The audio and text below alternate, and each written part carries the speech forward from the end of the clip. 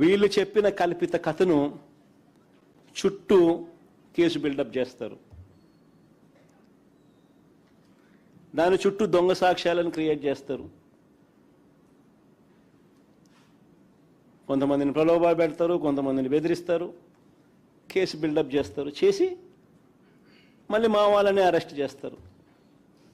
ఆ చనిపోయినవని భార్య వచ్చి, పెద్దదత్తగిరి భార్య వచ్చి జరిగిన విషయం అంతా చెప్పి ఆయన బాధపడతా ఉంటే, జరిగింది మా పార్టీ మనిషికి హత్యకు గురైతే మేం బాధపడాల్సింది పోయి,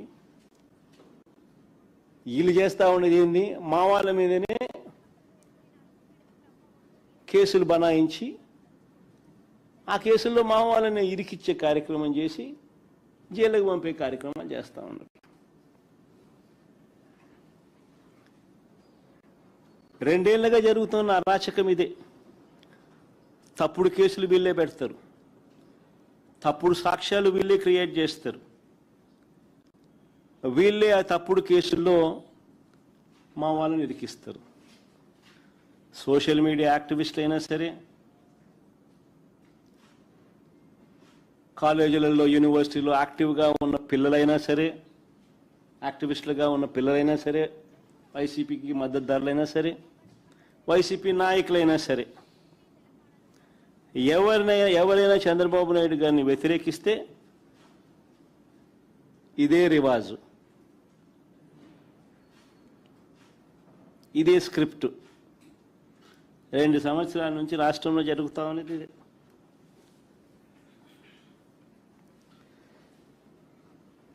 నేను అడుగుతా ఉన్నా అసలు చంద్రబాబు నాయుడు గారిని, అసలు అయ్యా చంద్రబాబు, అసలు ఎవరిదయ్యా గొడ్డలి పార్టీ అని చంద్రబాబుని సీరియస్గా క్వశ్చన్ చేస్తా ఉన్నా. ఎవరిదయ్యా గొడ్డలి పార్టీ? ఎవరిదయ్యా గన్ కల్చర్? ఎవరిదయ్యా హత్యా రాజకీయాలు? ఎవరిది హత్యా రాజకీయాల సంస్కృతి అని అడుగుతా ఉన్నా. ఇదే చంద్రబాబు నాయుడు గారిని సూటిగా. మా కుటుంబంలో ముగ్గురు, మా తాతగారు, మా నాన్నగారు, మా చిన్నాన్నగారు, ముగ్గురు బలైపోయారు. మేం బాధితులం.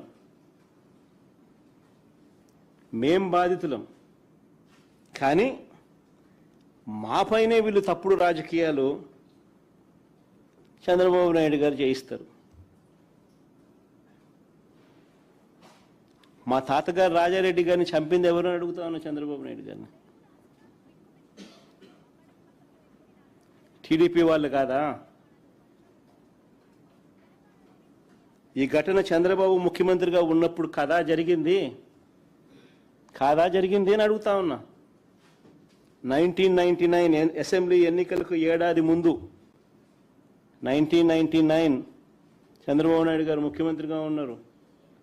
1999 ఎన్నికలకు ముందు, ఏడాది ముందు చంద్రబాబు నాయుడు గారు ముఖ్యమంత్రిగా ఉన్నప్పుడు మా తాతగారిని రాజారెడ్డి గారిని చంపారు. కేవలం నాన్నగారిని రాజశేఖర రెడ్డి గారిని పులివెందులకి కట్టడి చేయాలి అన్న ఒక్క రాజకీయ కోణంతో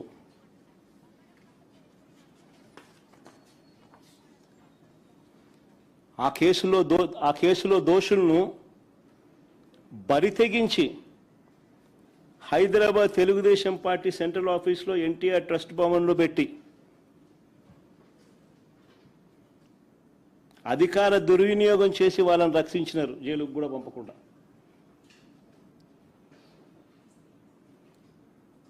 మరి ఇది ఎవరిదయ్యా క్రిమినల్ బ్రెయిన్ చంద్రబాబు గారు అని అడుగుతాను. ఎవరిదయ్యా క్రిమినల్ బ్రెయిన్ అని అడుగుతాను చంద్రబాబు నాయుడు గారిని. మా నాన్నగారి విషయంలోనూ అంతే.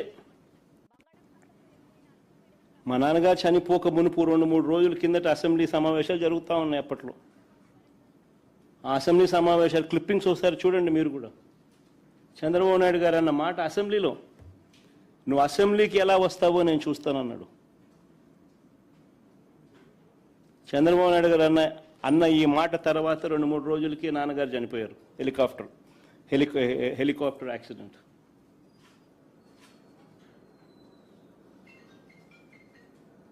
ఇప్పటికీ కూడా దీనికి సంబంధించి నివృత్తి కాని అంశాలు ఎన్నో ఉన్నాయి. ఎవరిదయ్యా చంద్రబాబు క్రిమినల్ బ్రెయిన్ అని అడుగుతా ఉన్నా.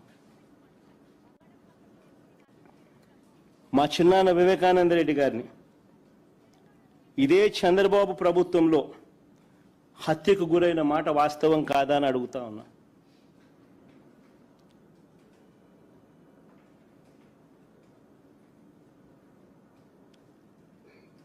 వైసీపీ పార్టీ కోసం, అవినాష్ రెడ్డి కోసం తాను క్యాంపెయిన్ చేస్తూ ఉన్నాడు.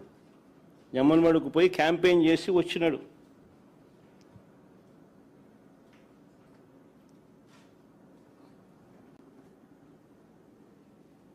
పైగా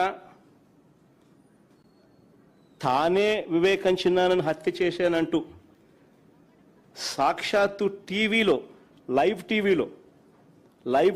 టీవీ షోలో చెలరేగిపోయి విచ్చలవిడిగా మాట్లాడిన ఈ దస్తగిరి అనే వ్యక్తి, చంపిన వ్యక్తి, నేనే చంపాను అని చెప్పి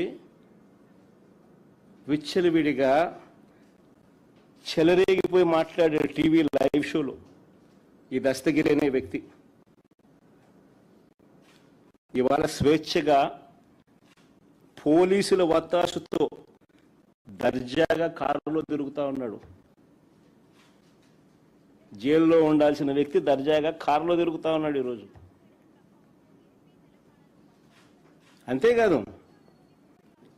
అంతేకాదు పైగా చంద్రబాబు లాయరు సిద్ధార్థ లూత్రా, దస్తగిరి లాయరు కూడా సిద్ధార్థ లూత్రా.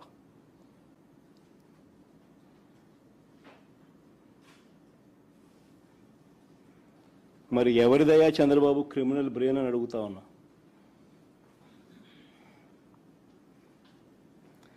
రాజకీయ లబ్ధి కోసం ప్రలోభాలతో హంతకులను రక్షించడం, నిర్దోషులను హింసించడం ఈ కేసులో జరుగుతూ ఉంది. ఇదేగా చంద్రబాబు అని అడుగుతా ఉన్నా. ఇంకొక ఉదాహరణ, చంద్రబాబు గారి బావమరిది వియ్యంకుడు బాలకృష్ణ గన్ పట్టుకొని టపా టపా అని ఇద్దరిని కాల్చి పడేయలేదా అని అడుగుతా ఉన్నా. టపా టపా అని గన్ను పట్టుకొని కాల్చి పడేయలేదా అని అడుగుతా ఉన్నా. ఇదే పెద్ద మనిషి బాలకృష్ణ, చంద్రబాబు నాయుడు గారి వియ్యంకుడు, టపా టపా అని ఇద్దరిని లేపేయలేదని అడుగుతా ఉన్నా. ఎవరిదయ్యా గన్ కల్చర్ అని అడుగుతా ఉన్నా. ఆ తర్వాత సాక్షులు ఉండకూడదని చెప్పి ఆ ఇంట్లో ఉన్న వాచ్మెన్ను, అంటే వాళ్ళ ఇంట్లో ఉన్న వాచ్మెన్ను బండరాయితో మోది చంపారు. వాచ్మెన్ను కొద్ది రోజులకే, ఈ ఇన్సిడెంట్ జరిగిన కొద్ది రోజులకే ఆ ఇంట్లో ఉన్న వాచ్మెన్ను బండరాయితో మోది చంపారు.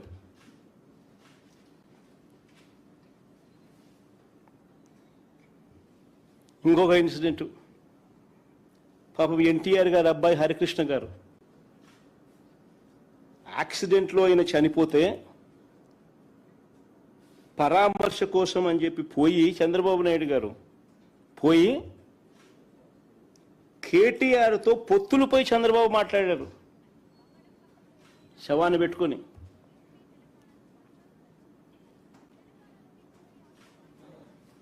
మరి ఎవరిదయ్యా శవరాజకీయాలని అడుగుతా ఉన్నా.